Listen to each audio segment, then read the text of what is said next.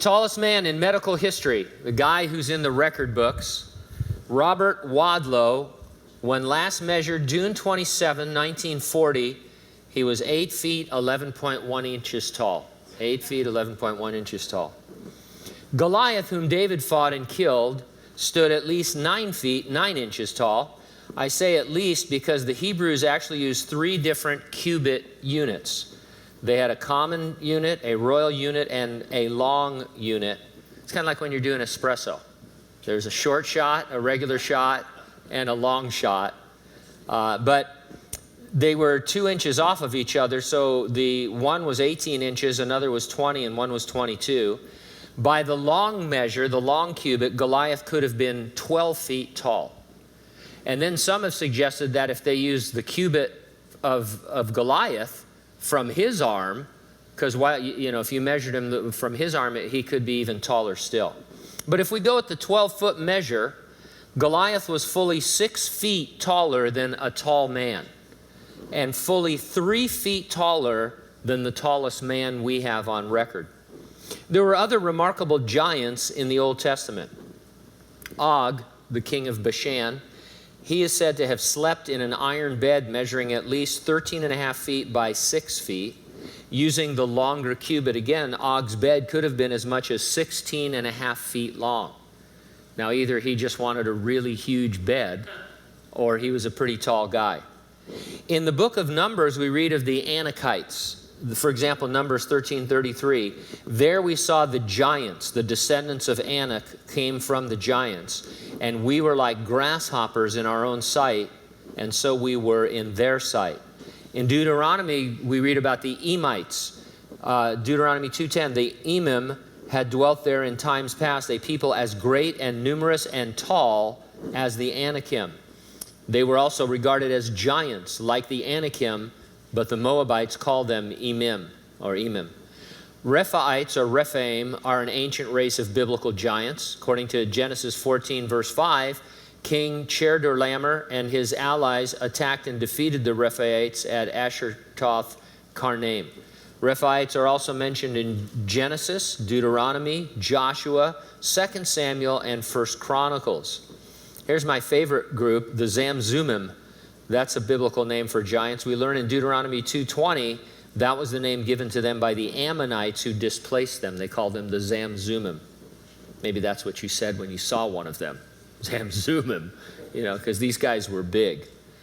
What we call giantism, or actually it's gigantism, is usually caused by a tumor on the pituitary gland of the brain. It affects about 1% of the population. Giants typically suffer from many physical limitations and disabilities, and they don't normally live that long. Robert Wadlow moved so slowly and with such difficulty that his day-to-day activity was severely limited. As one account put it, and I quote, "The human body is not well suited to deal with the demands that such a large frame places on it." And Robert began to experience problems with his lower extremities. Leg braces helped him overcome the difficulties he had with the feeling in his legs and feet. Actually, there's reports that he had very little feeling in his legs and feet. He was only 22 years old when he died as a result of a septic blister on his right ankle caused by the brace, which had been poorly fitted only a week earlier. And so I remember when I broke my ankle back in 1985 serving the Lord at the church picnic. When they finally took the cast off, back in those days they used a real cast, not like those phony things that they have today. I had a real plaster cast. I had a huge blister, blood blister in there that they had to lance, and I almost fainted. But anyway, so this guy got a blister like that and died from it. Now, unlike Robert Wadlow, biblical giants were warriors. They lived long lives, and they demonstrated remarkable agility and strength. They didn't require leg braces, but instead they were almost superhumanly strong. Goliath, for example, was outfitted with 250 pounds of armor for battle. He wore it nimbly. He and the other giants of the Bible seem to be very different from people like wrestler Andre the Giant, who stood a mere 7 foot 4 inches tall and died at age 46. I mentioned Og. At Og's height, keeping everything in proportion, and this was calculated by the guys over at Answers in Genesis, some science guys, Og would weigh in at close to 2,000 pounds. So this is a maybe 15-foot tall, 2,000-pound individual. Obviously, his skeletal structure was much, much different from that of a normal human struck with gigantism. And so the reason I'm going into this in so much detail is because I think we have a tendency to think of these giant. First of all, we don't think of the giants in the Old Testament, even though they're all over its pages. And when we do, we think of them as very tall men, like basketball players. But they're very, very different than any kind of creatures that we have ever encountered. They are not just taller men suffering from pituitary tumors. They were absolutely unique. So where did these giants come from, and how were they so mighty? Verse 4 of Genesis 6 says, "There were giants on the earth in those days, and also afterward, when the sons of God came into the daughters of men, and they bore children to them. Those were the mighty men who were of old, men of renown." Before the global flood, and again after it, these giants were the product of the sons of God marrying and mating with the daughters of men. Now, we established in our last study that the sons of God were fallen angels. They married and mated with human females both before and after the flood, and the result were these giants. The word for giant, the first word, is Nephilim. It means fallen ones. It isn't describing their size. By itself, Nephilim doesn't indicate they were giants. The word is intended to tell you this is a new race of beings that have come into existence. And so fallen angels mate with human women, and it produces Nephilim, something that we haven't ever seen before. They're described as the mighty men of old, men of renown. The word here is Gibborim, and it speaks of their exploits. Arnold Fruchtenbaum says of them, they were superhuman. They had human characteristics, but were at the same time superhuman. They had extra capacities, both mentally and physically. Francis Schaeffer, another smart guy, wrote this. He said, "More and more we are finding that mythology in general, though greatly contorted, very often has some historic basis. And the interesting thing is that one myth which occurs over and over and over again in many parts of the world is that somewhere a long time ago, supernatural beings had sexual intercourse with women and produced a special breed of people." Later in the Old Testament, we learn that the Nephilim were also of giant stature. Now, if you're like me, you're willing to admit that there were Nephilim before the flood, but how can there be Nephilim post-flood? That comes as a surprise because we think that they're all destroyed. Well, I should mention that not everyone thinks post-flood giants are Nephilim. They seem to think of them as run-of-the-mill giants. So when I mention, for example, Goliath, they say, well, that was just a giant, someone suffering from gigantism, like Robert Wadlow or Andre the Giant. But the mechanics of their size and their warrior exploits seem to favor Nephilim. People who suffer from gigantism don't carry 250 pounds of armor into battle and strike terror into their enemies. And so we're definitely dealing with something that is not human. The Bible doesn't say how there were post-flood Nephilim, so we can't be certain. The only way we know that Nephilim are produced is by fallen angels marrying and mating with women. And we know that Noah and those spared with him were not related to fallen angels, so they could not have carried any bad DNA with them. And so all the Nephilim were wiped out with the flood, as were the human population, and you only have Noah and his family. And so, yet right there in Genesis it says there were Nephilim again afterward. So most likely, from the information that we have, more fallen angels again married and mated with human females after the flood. Now, it's interesting, thinking about that, post-flood giants seem to be concentrated in and around the Promised Land. And so in the time of Noah, this was an epidemic. Fallen angels were marrying and mating. They were producing all kinds of offspring, and they were corrupting the gene pool. But afterward, these giants were pretty localized and concentrated in the Promised Land. And it seems to be a more localized strategy of Satan's to discourage Israel from conquering the land. It was no longer a plan to corrupt the gene pool so much as it was to produce a race of super soldiers who would turn back the Israelite conquest of the land. Always factor in that Satan has a strategy for trying to thwart the plan of God. And he did his best to destroy the DNA of the human race. That failed. God said, hey, if you're going to do that, I'm going to bring the flood. And so he turned his attention to keeping Israel from getting into the promised land by having these giants there. And it seemed to work, because if you think about it, one of the major reasons the 10 spies had for saying no for going into the promised land was that there were giants in the land. You remember the story? Moses, whether it was smart or not, turns out to be a bad move. Hindsight is always better. 12 spies go in. 2 of them come out and they say, we can beat them. Let's go. We're ready to go. Joshua and Caleb. The other 10 are hesitant, and the reason was that there were giants there. Numbers 13, verse 31. But the men who had gone up with him said, we are not able to go up against the people, for they are stronger than we. They gave the children of Israel a bad report of the land which they had spied out, saying, the land through which we have gone as spies is a land that devours its inhabitants, and all the people whom we saw in it are men of great stature. There we saw the giants. The descendants of Anak came from the giants, and we were like grasshoppers in our own sight, and so we were in their sight. And so this was their major reason. They said, hey, yeah, we've been to the promised land.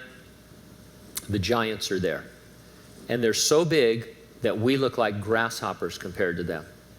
You know those pictures that you see in Sunday school of 2 men carrying a bunch of grapes that are the size of basketballs? Who needs basketball-sized grapes? Giants do, that's who. And so they were probably messing with the genetics of the crops as well. You ever think about that? So one of the things that's blowing my mind about this Days of Noah stuff is that we really don't pause to think about just the reality of what the Word of God is saying. And so these guys are saying, hey, we'd love to go into the promised land, but you don't understand. There are 12-foot, 15-foot tall giants there, and they move pretty fast.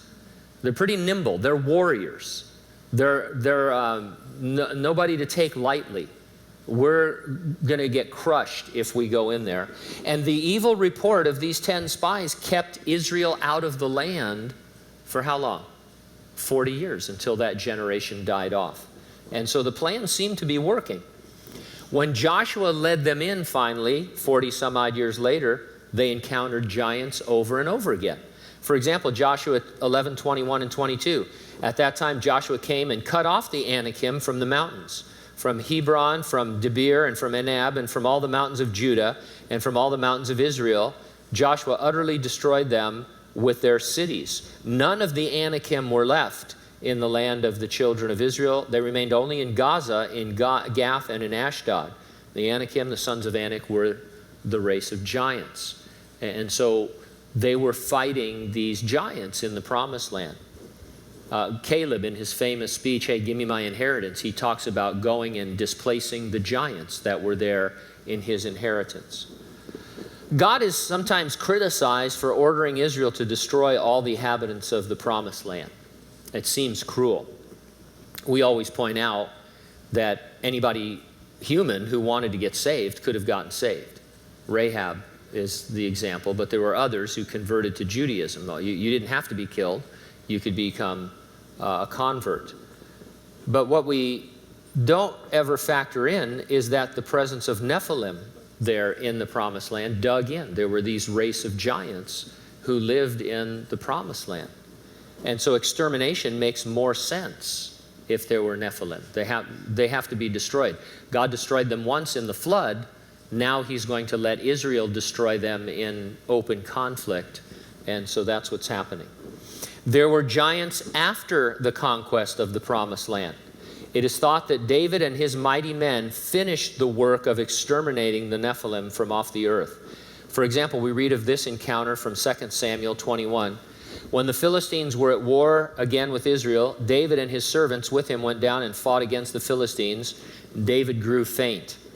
Then Ishbi-Benob, who was one of the sons of the giant, the weight of whose bronze spear was 300 shekels, who was bearing a new sword, thought he could kill David. But Abishai, the son of Zeruiah, came to his aid and struck the Philistine and killed him.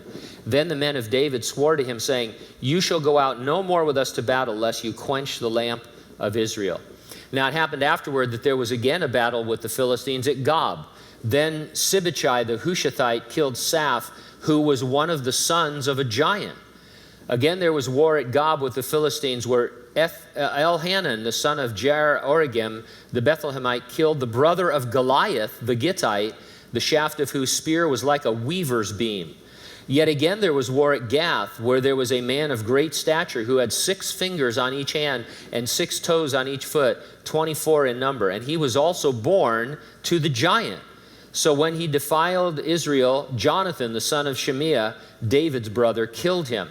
These 4 were born to the giant in Gath and fell by the hand of David and by the hand of his servants.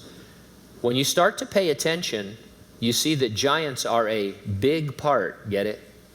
Little pun there, big. They're a big part of the Old Testament history. And again, we read through texts like that, and because we're conditioned to think of tall men, we don't understand the gravity of it. I think all of us know it's pretty crazy that a little shepherd boy like David could take down a giant like Goliath. But if you could really see this represented, David's like a teenager. He's they were short in those days. We think of David as 6 feet tall, but a tall man in those days was probably 5 foot 5 inches, 5 foot 6 inches. David might have stood 5 feet tall against a 12-foot man, giant, who weighed at least 1,500 pounds. And so this is kind of a terrifying thing. And he wasn't like Andre the Giant, moving very slowly in his wrestling moves, or Robert Wadlow, who couldn't hardly move at all. These were superior warriors. And so giants are all over the place. So why don't they find giant skeletons?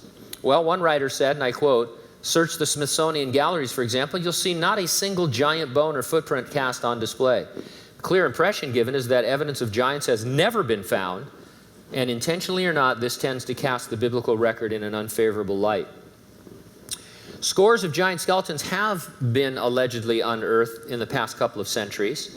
There is some evidence that these were ignored or destroyed or hidden by places like the Smithsonian because they defy the current theories of anthropology. It's not beyond the scientists to overlook or hide evidence contrary to their theories. And I don't want to become a conspiracy theorist. There's a lot of crazy stuff out there. There's a lot of photoshopped stuff. There's a lot of fake giant finds. But there are some genuine stories that at least have been reported by newspapers of skeletons that were found that were of enormous size, turned over to places like the Smithsonian, never to be seen again. And we're not against science. We don't want to be those Christians that people think, don't have a brain. We believe evidence in the world supports the biblical narrative of creation rather than the phony theory of evolution. But we do know, and we could give you many, many examples of scientists ignoring things because they don't fit the current understanding. And I'll tell you right now that scientists don't want to admit that there were giants, because then you'd have to admit that the Bible was accurate and that there's something more going on. And so that is at least one possibility. Bones of giants have been reported. Here's one report. This is from a newspaper, 1877 in Eureka, Nevada. There are tons of reports like this. This is just one. The prospector was surprised to find a human leg bone and kneecap sticking out of solid rock. When the surrounding stone was carefully chipped away, the specimen was found to be composed of a leg bone broken off 4 inches above the knee, the kneecap and joint, lower leg bones, and the complete bones of the foot. Several medical doctors examined the remains and were convinced that anatomically they had indeed once belonged to a human being, and a very modern-looking one. But an intriguing aspect of the bone was their size. From knee to heel, they measured 39 inches. Their owner in life had thus stood over 12 feet tall. Now, could that have been a hoax? Sure. But there are a lot of reports like that that you can read in newspapers right into our own century. According to the folks at Answers in Genesis, Most cultures around the world have stories of giants. Greek and Roman mythology mentions the Titans, the Cyclops, and several other giants.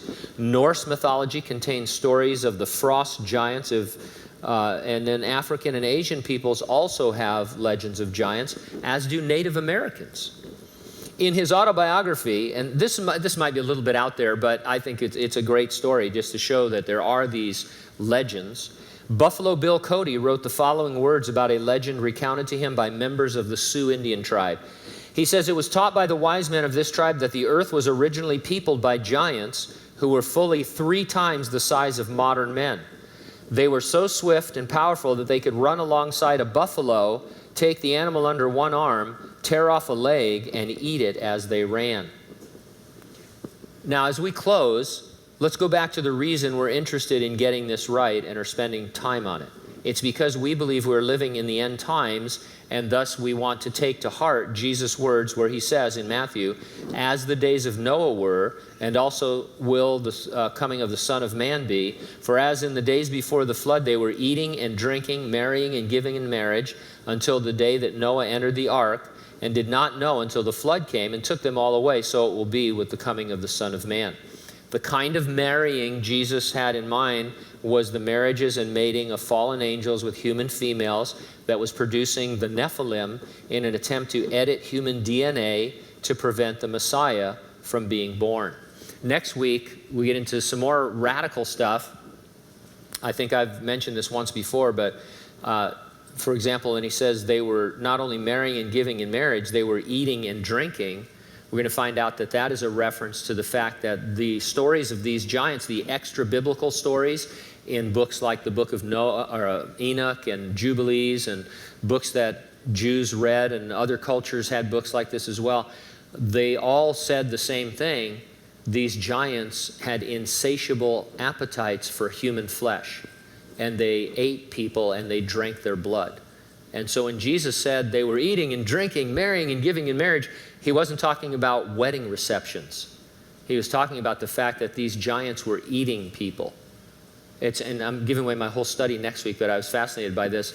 The 2 recent children's movies, the BFG, the evil giants eat people, right? Yeah, and they have names like Bone Crusher and Flesh Lump Eater and things like that. And then why any parents would take their kids to see Trolls. The Bergen are a race of giants that eat trolls, and it makes them happy. And all of this harkens back to the biblical story of the Nephilim, because they were enormous creatures, human-like, but different than human beings. 12, 15, 16 feet tall, 1,500, 2,000 pounds, who couldn't eat enough and were set out to destroy the gene pool and the human race. Now, we don't expect a new wave of fallen angels mating with women. That's not what we think Jesus was getting at. But we do see the editing of human DNA and recent bold claims by geneticists that we now control the destiny of what it means to be human. Scientists are making the claim that we can change the future of human beings and what the race is going to be because of these gene editing techniques that we have today. Not that we would like to have or that we're working on, but that exist right now. Gene editing was happening before the flood. It's happening again today. That's why we say, as the days of Noah are the days today, at least in that very important respect. Amen?